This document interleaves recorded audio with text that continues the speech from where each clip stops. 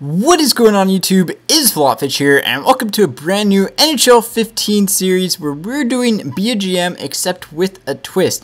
And that twist is that we also have to be the coach. So I went through and chose the GM name and stuff and set up all the settings. It's on, we can go and pull them up here.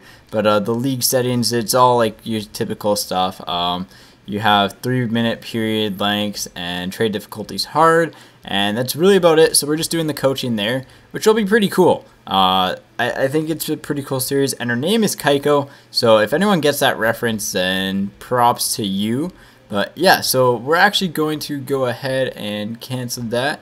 I chose the Winnipeg Jets because I feel like they're a team that's probably going to need a coach. And, well, not a coach, but they're going to need a GM the soonest.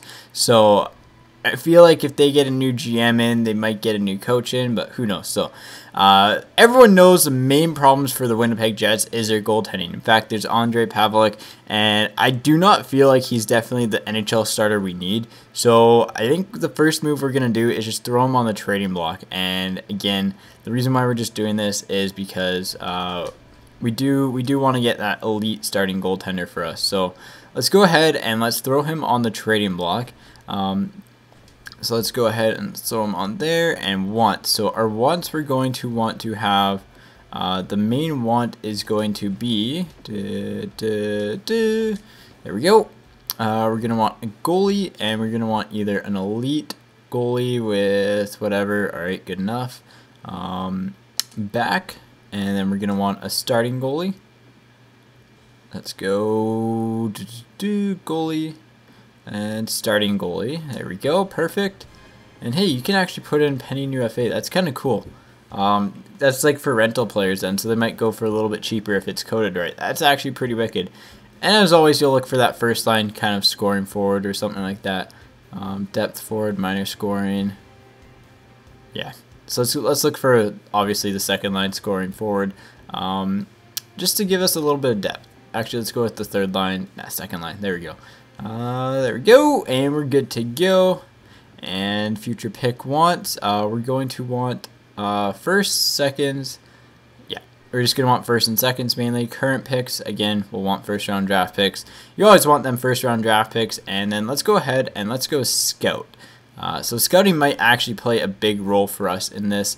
Let's go ahead and let's edit the scouting assignment. We don't really want to scout goalies too much, as we do have Comrie in the minors.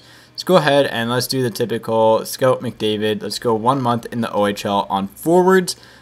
We do need to scout defensemen eventually, but yeah, so that's about it for there. I think the only other thing we have to do is I want to sign a goalie, and knowing who's a free agent, probably take a 1-year contract and then just retire at the end. It might not be a bad idea to take Brodeur in on a contract. Maybe give him that 1 year that he's kind of looking for, and then that way we can dangle Pavelec around and actually commit to a trade for him and have someone who's NHL ready right behind him. So let's see what Brodeur wants. 1.25. You know what? You deserve it. You've had a good career. Let's go ahead and we'll give that to you. So we're gonna go ahead and hopefully we'll sign Brodeur here. And then we'll go ahead and edit lines once we get a little bit closer. So let's go ahead and sim forward. And just a little bit of a warning, I'm doing this right now. If you press circle on these menus just to change, because I'm so used to changing to the next one. It was, what was I going to say? Stop sim. I think we're going to want to stop the sim. Alright, perfect. What day are we on? We're on the 6th, but yeah, so anyways, what I was saying is, I lost my train. Oh yeah, there we go. If you're going to be, oh, Brodeur accepted, there we go. If you're in the main menus, don't press circle because it takes a little bit to load up the screen. And it can be a little bit painful just because it does take a while. But the Jets want to hear what the return is for Ondrej Pavelec. Yes, we do. Hockey Analyst. That's Hockey Insider with 3 R's right there. Let's go ahead and manage the rosters. So let's send down. I think we're going to have to send down Hutchinson. So we got Brodeur and Pavelec here. Let's see. Yeah, so he's solid. He's 84 overall. We got Pavelec, who's decent. So we got a decent goaltending lineup. Let's go edit the lines here now. So we got a good good couple starters here, and let's turn him on. I think I almost want to bump Kane up a line, but I like the way this line would probably play. It'd be a little bit faster. We'll see how it goes in preseason. Let's go edit special teams here. I do want to change one thing. I want to swap Lad with Kane, because I think like Kane, I feel like Kane on the, you know what, no, we'll leave it like that. I feel like Kane on that first unit is going to be pretty clutch, but I do want to swap him out for Kane here. So where's Evander Kane? Again, we just want that offensive power that Evander Kane is, and I think yeah, I'm happy with those. All right, penalty kills should be okay, and let's go to the goalies, and let's go ahead and swap Pavlik down to backup, and let's put Brodeur in the start and roll here. Yeah. All right, so there we go. So we signed Martin Brodeur. We're off to a good start. Pavlik's on the trading block, and we're going to go ahead and we're going to sim to this first game. Hopefully it goes well, and we're going to hop right in with our coach, and let's go ahead and let's see how this goes. So again, I'm looking for feedback on this, guys. If the AI gameplay does get boring, oh, we have Shane Doan for a second and a third. I'm going to have to decline that. I really don't want to give that much for a rental player. And as much as we're facing Phoenix, let's go play game. And let's see if we can position lock here. I'm pretty sure we can. So select. Select. All right, now let's go. Can you position lock? Let's see. You should be able to position lock, shouldn't you? Alright, welcome back, guys. The only way you can position lock right now, this is kind of weird, is when I go in, I actually have to go into position lock on the kind of on the selected sides in the main menu. So we're just gonna have to do that at the start of every game. Gonna get a little bit annoying, but we're position locked as a coach now, so we're gonna go ahead and set the strategies up here. So let's go ahead and I guess it's computer only. Can we actually adjust the line changes? Alright, so let's go with let's go aggressive. Let's go, we want to stay wide on the breakouts. And then let's see here. So let's see what else we got. Blue to blue. There we go. All right, let's see what the boys are going to do here. So we got Lad, Bogosian. There we go. Nice pass across the Buffalo. Oh, nice shot. Oh, they're starting Dubnyk. That's a little bit risky there. And as we skip on forward into the later half of the first period, we're going to get a nice little rush in from Phoenix down here. Come in, and he's going to find the back door with a wicked pass. They're putting it past Brodeur, 1-0. Martin Hansel puts up a goal, and it's a wicked goal. I like... From the AI, that's actually absolutely insane. And the AI actually has definitely improved in computer matches. And it looks more and more like actual hockey rather than, you know, a video game. And I decided to change things up and go into, like, commentary and short clips just to keep it interesting for you guys as well. But as you can see, we're jumping into the third period, and early on our first line of Lad is going to get a nice little cycle in front to Little, and he's going to put it in the back of the net, tying the game up at 1. So at this point, I'm kind of like, all right, let's just keep on rolling with this line. They've had some good success for us, and Little did pretty well off the draws. I was actually really impressed with the way he played. And again, it's really interesting watching the computers play because there's a lot of nice little plays. Like right here, that's a cool little hockey kind of play. I mean, it's not quite hockey, but it's still better than skate to the corner or just shoot from anywhere. And unfortunately we're unable to convert on that power play that we drew, but as stages went on into the third period, it remained 1-1 despite us having a good edge and shot and time on attack. So you know, it was what it was, and I was pretty happy with the way I was coaching. I feel like I have a lot of control actually over coaching. You could tell there are certain things that changed, like for example when you change from crash net to behind the net, your players definitely did change.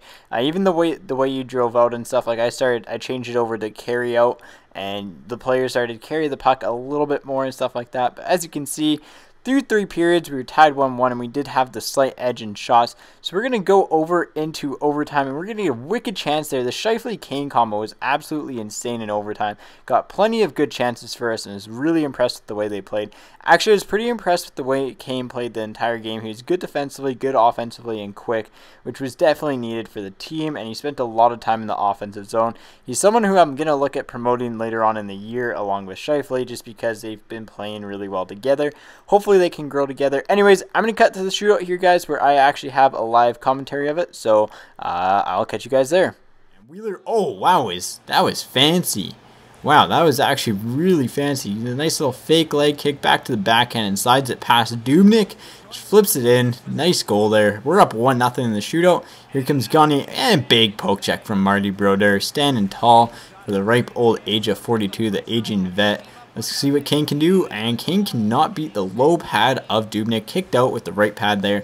Nice right pad save. In comes Gagne. Gagne's going to come in. He's going to deke to the backhand. Oh, he does a nice little toe drag, and Brodeur just stays with him the whole way, keeping the Jets in the lead 1-0 in the shootout. Here comes Brian Little in for the Jets win, and he absolutely roofs that over the glove side. There we go. Shootout winner, folks.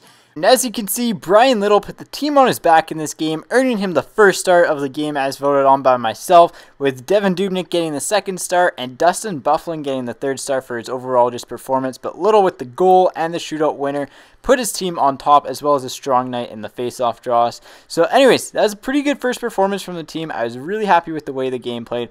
I really liked the performance of Scheifele and Kane, as well as Little, and also the third line. The third line was one of my favorite lines in the game.